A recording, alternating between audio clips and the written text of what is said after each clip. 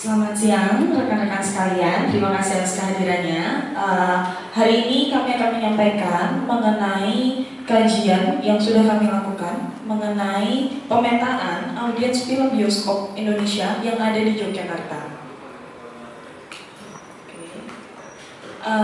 Dinamika industri perfilman saat ini telah membawa kita kepada fase yang baru, di mana dekade tahun 2000-an ini film Indonesia itu mulai menunjukkan peningkatan baik di tingkat produksi maupun kualitas. Harus diakui film-film Indonesia dibandingkan dengan tahun-tahun sebelumnya, dekade tahun 2000-an telah memberikan ragam variasi genre yang baru, kemudian juga secara jumlah juga semakin meningkat, meskipun seperti yang tadi disampaikan oleh Prof. Nunung, ada anomali mengenai jumlah produksi film nasional dengan film impor, bahwa itu jumlahnya tidak berbanding di situ. Nah, kemudian riset ini berupaya untuk memahami dan memetakan seperti apa aspirasi para penonton film Indonesia yang ada di Yogyakarta, apa saja gagasan-gagasan mereka mengenai film ini.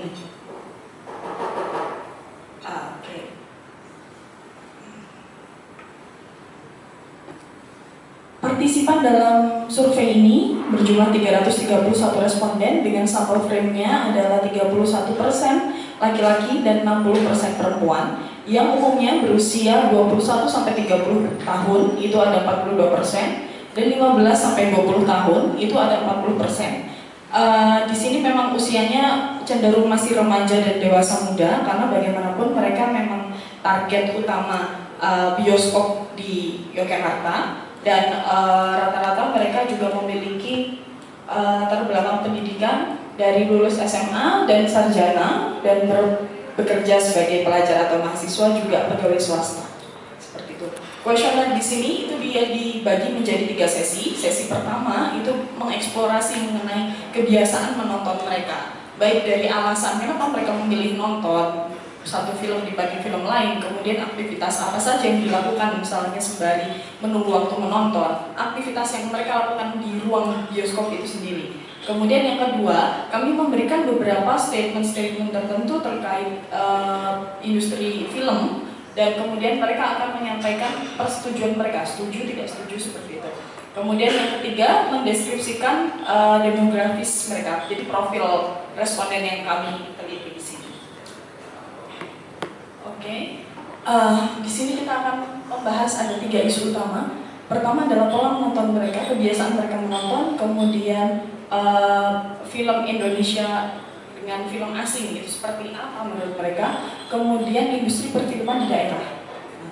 Pertama adalah pola menonton mereka. Dari sini, dari 100% responden yang sudah kami survei di sini, 53% menyatakan bahwa mereka akan memilih untuk menonton film yang bagus, memiliki kualitas yang bagus. Tentu kualitas yang bagus itu relatif dan belum kami petakan apa saja di situ secara spesifik, belum, tapi ada beberapa unsur kemudian daya tarik utama yang membuat audiens memilih aku akan menonton film itu, seperti itu. 53% menyatakan bahwa filmnya memang bagus, itu menjadi alasan. Kemudian 17% mengatakan bahwa mereka hanya untuk mengisi waktu luang, dan 15% itu hobi. Berarti di sini leisure time untuk film digunakan sebagai sarana refreshing itu cukup besar di situ. Kenapa mereka nonton ya buat refreshing? Itu menjadi alasan kenapa bioskop Indonesia tidak pernah sepi, bioskop di Yogyakarta. Kemudian kalau good movie di situ besar, di situ berarti itu menunjukkan bahwa kita bisa memahami mengapa satu antrian film bisa panjang sekali untuk satu film tertentu, sedangkan di momen-momen film yang lain ia tidak sepadat itu, seperti itu. Kemudian kenapa audiens memilih film? Pertama adalah genre-nya, kemudian aktornya, kemudian negaranya.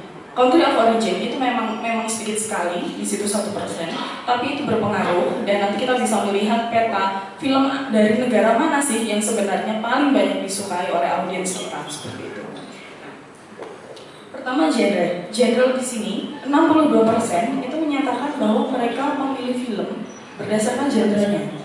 Di sini ditemukan bahwa 25% mereka ternyata menyukai film action di situ, kemudian 13% psikodrama, 9% horor.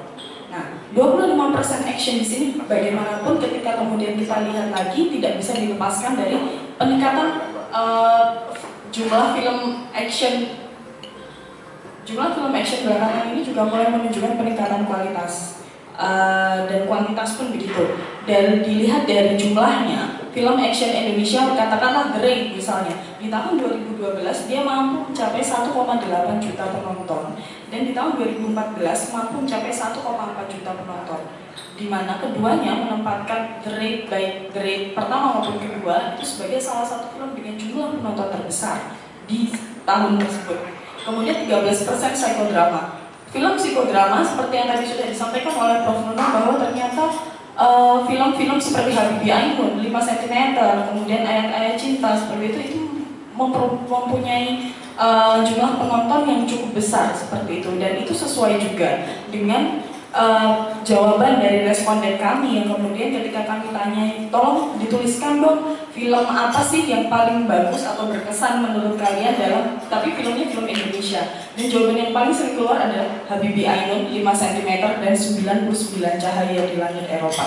Banyak sekali itu. Sementara kalau untuk film-film lain tidak sebanyak itu, meskipun The Raid yang di situ action 25% itu beberapa kali keluar, tapi cenderung mereka menulis itu tadi 99 cahaya, 5 cm, Laskar Pelangi, dan Habibie Ainun itu menjadi judul-judul film yang sangat mengena dan dianggap bagus oleh mereka seperti itu.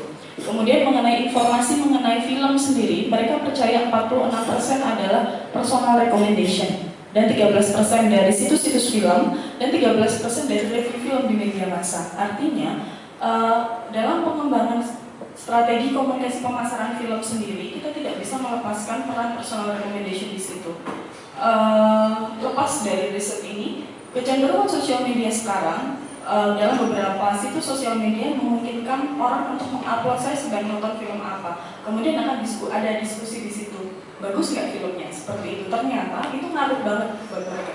Mereka sangat mempercayai personal recommendation dari situ, dan dari riset yang di sini juga, namun di bagian kedua mengenai beberapa pernyataan-pernyataan bagaimana responden setuju atau tidak terhadap pernyataan itu, ada jawaban mereka bahwa mereka setuju untuk memberikan rekomendasi kepada temannya bahwa saya akan nonton film, kamu nonton film ini dong kalau misalnya film itu setelah ditonton ternyata bagus, seperti itu.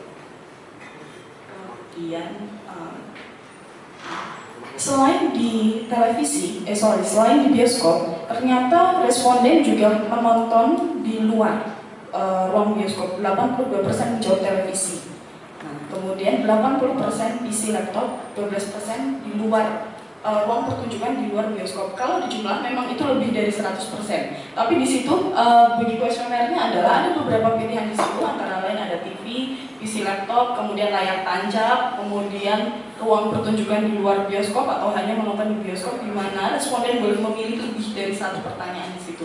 Dan dari 100% responden di setiap item pilihan itu, yang menjawab TV itu 82%, isi laptop itu 80%, dan ruang pertunjukan di luar bioskop itu 12%. Itu juga menjadi make sense mengapa kemudian ruang-ruang pertunjukan, ruang-ruang screening lain di luar bioskop, baik yang komersial maupun tidak komersial, itu menjadi cukup marak dan populer belakangan ini.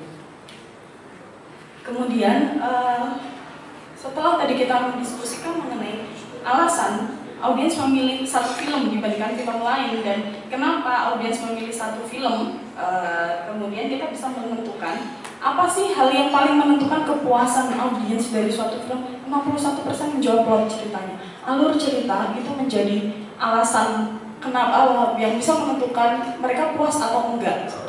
9% menyatakan acting dan 8% adalah efek visual.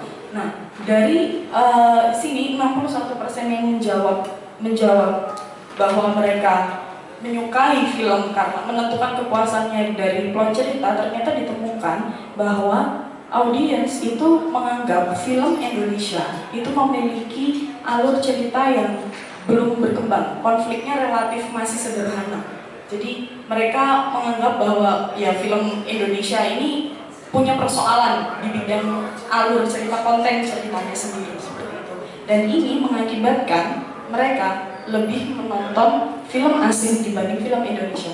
33% menyatakan sangat setuju bahwa mereka lebih sering dan lebih memilih untuk menonton film asing dibanding film Indonesia, dan 45% menyatakan setuju. Hanya 9% yang menyepakati bahwa aku lebih memilih film Indonesia dibandingkan film asing. Nah, setelah kami melakukan korelasi antara tadi yang konflik dan alur cerita film Indonesia itu relatif sangat sederhana dengan pemilihan mereka terhadap film asing atau film Indonesia, ternyata hubungannya sangat signifikan di situ. Dan dilihat dari negaranya, kami memberikan beberapa negara di situ. Selain pilihan itu ada juga beberapa negara seperti Iran, Jepang, seperti itu. Kemudian yang dipilih ternyata adalah Amerika, England, Indonesia, China, Thailand, India. Jadi film yang paling banyak ditonton adalah film Amerika, kemudian film Inggris. Film Indonesia ditempatkan di posisi ketiga, setelahnya China, Thailand, India. Film Korea di sini kami juga masukkan, tetapi ternyata tidak sesignifikan itu. Mereka lebih memilih film Indonesia dibanding Korea, katanya seperti itu. Ya, malu mungkin. Katanya begitu. Tapi nomor satu masih tetap Amerika. Terakhir itu ada di Iran, setelah sebelumnya Prancis. Jadi Prancis nomor 9, Iran nomor 10. Kemudian terkait dengan film di daerah. Film di daerah, mereka meyakini bahwa komunitas di daerah itu dapat dikembangkan. Komunitas-komunitas film itu dapat dikembangkan. Itu 62% menyatakan setuju dan 28% menyatakan setuju. Nah, mereka meyakini bahwa dalam beberapa pertanyaan dalam kuesioner kami yang menyatakan tentang film di daerah, mereka sepakat bahwa film Indonesia, 60% responden menyatakan bahwa mereka setuju budaya Indonesia itu harus ditampilkan dalam film-film yang dibuat oleh masyarakat, seperti itu. Nah, komunitas menjadi cikal bakal yang tepat karena kemudian mereka memahami konteks daerah itu sendiri. Kekayaan dan kearifan lokal yang berkembang di setiap daerah dapat secara maksimal dieksplorasi, khususnya oleh komunitas yang ada di daerah itu sendiri. Itu sebabnya 34% menyetujui bahwa setiap daerah, dalam hal ini adalah kabupaten atau kota, setidaknya membuat 2 judul cerita film film cerita di setiap tahun. Itu 34% menyepakati itu. Meskipun agak sulit mungkin, tapi mereka sepakat bahwa hal itu harus dilakukan. Dan untuk itu mereka juga menyepakati bahwa 57% film dokumenter, 57% responden menjawab bahwa produksi film dokumenter di daerah itu perlu diperbanyak. Mereka sangat sepakat akan hal itu. Kemudian mereka juga menyepakati bahwa pendidikan film, instansi-instansi pendidikan film itu perlu dibuat. Juga mungkin sertifikasi terhadap insan perfilman itu juga perlu dilakukan. Seperti itu. Terakhir,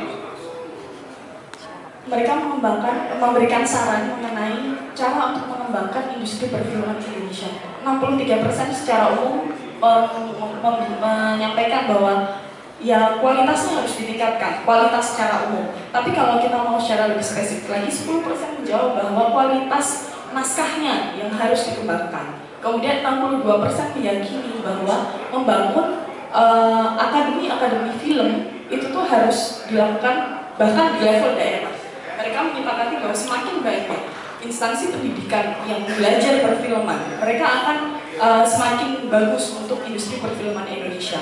Kemudian 6% menyatakan bahwa ya mereka setuju untuk melakukan produksi kolaboratif yang bekerja sama dengan negara lain yang memang sudah maju perfilman yang membuat film bersama. Kemudian 3% menyepakati bahwa perlu insan-insan perfilman itu dibiayai untuk sekolah film di luar negeri, dan hanya 2% yang meyakini bahwa perlu dibangun ruang-ruang pertunjukan baru di daerah. Seperti itu. Itu yang dapat kami sampaikan. Silahkan untuk diskusi, saya kembalikan ke moderator. Ya, terima kasih Mbak Tania atas penjelasannya.